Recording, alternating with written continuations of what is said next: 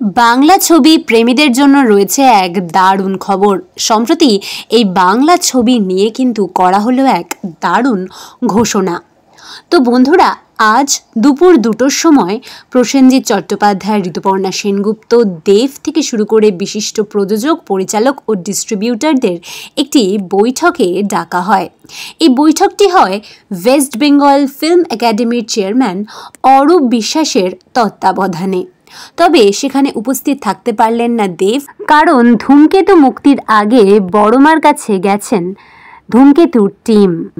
365 দিনই প্রাইম টাইমে অর্থাৎ 3টে থেকে 9টার মধ্যে সিনেমা হলগুলিতে বাংলা ছবি চলবে প্রত্যেক দিনই একটা করে।